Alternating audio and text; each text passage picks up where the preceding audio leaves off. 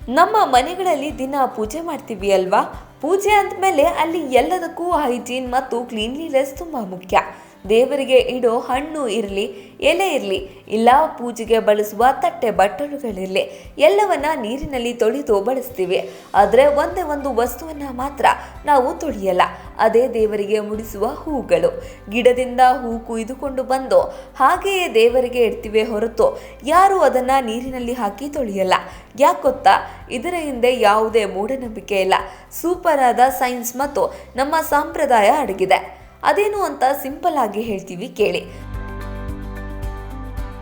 ಮೊದಲನೇದಾಗಿ ಹೂವಿನ main speciality ಅಂದರೆ ಅದರ ಸುವಾಸನೆನೇ ಅಲ್ವಾ? ನಾವು ಯಾವಾಗ ಹೂಗಳನ್ನು ನೀರಿನಲ್ಲಿ ಹಾಕಿ ತೊಳಿತೀವೋ ಆಗ ಅದರ ದಳಗಳ ಮೇಲಿರುವ ನ್ಯಾಚುರಲ್ ಆಯಿಲ್ ಎಲ್ಲ ಹೊರಟು ಹೋಗಿ ಹೂವಿನ ಪರಿಮಳ ಕಮ್ಮಿ ಆಗಿಬಿಡುತ್ತೆ. ಪರಿಮಳ ಇಲ್ಲದ ಹೂವು ದೇವರಿಗೆ ಇಷ್ಟ ಆಗಲ್ಲ ಅಂತಾರೆ. ಎರಡನೇದಾಗಿ ಹೂವಿನ ಮಧ್ಯದಲ್ಲಿ ಪರಾಗ ಇರುತ್ತೆ ನೋಡಿ, ಅದನ್ನ ತುಂಬಾನೇ ಪವಿತ್ರ ಅಂತ ನಂಬಲಾಗುತ್ತೆ. ನೀರು ಬಿದ್ದ ತಕ್ಷಣ ಪರಾಗ ಎಲ್ಲ ತೊಳೆದು ಹೋಗುತ್ತೆ. ಆದ್ರಿಂದ ಹೂವಿಗೆ ಇರುವ ದೈವಿಕ ಕಳೆ ಹೊರಟು ಹೋಗುತ್ತೆ. ಇನ್ನು ಮೂರನೆಯದಾಗಿ ಹೂವಿನ ದಳಗಳು ತುಂಬಾ ಸಾಫ್ಟ್ ಆಗಿರುತ್ತೆ. ನೀರು ತಗುಲಿದ ತಕ್ಷಣ ಹೂಗಳು ಬೇಗ ಬಾಡಿ ಹೋಗುತ್ತೆ ಅಥವಾ ದಳಗಳು ಉದುರೋಕೆ ಶುರು ಆಗುತ್ತೆ. ಪ್ರಕೃತಿ ನಮಗೆ ಕೊಟ್ಟಿರುವ ಒಂದು ಸುಂದರವಾದ ವಸ್ತುವನ್ನ ಅದು ಹಾಗೆಯೇ ನ್ಯಾಚುರಲ್ ಆಗಿ ಇರೋದು, ಹಾಗೆಯೇ ದೇವರಿಗೆ ಅರ್ಪಿಸೋದು ನಮ್ಮ ಸನಾತನ ಧರ್ಮದ ವಾಡಿಕೆ.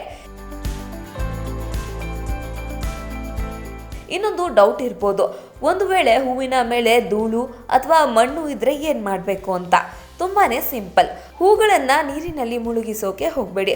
ಒಂದು ಸಾಫ್ಟ್ ಆದ ಒಣ ಬಟ್ಟೆ ತಗೊಂಡು ಲೈಟ್ ಆಗಿ ಒರೆಸಿ, ಇಲ್ಲದಿದ್ರೆ ಕೈಯಿಂದಲೇ ಹಗುರವಾಗಿ ಒರೆಸಿ ಕ್ಲೀನ್ ಮಾಡಿ ದೇವರಿಗೆ ಇಡಿ. ಪ್ರಕೃತಿಯನ್ನ ಅದರ ನೈಜ ರೂಪದಲ್ಲೇ ಗೌರವಿಸೋದು ಈ ಆಚರಣೆ ಹಿಂದೆ ಇರುವ ಅಸಲಿ ಮ್ಯಾಜಿಕ್.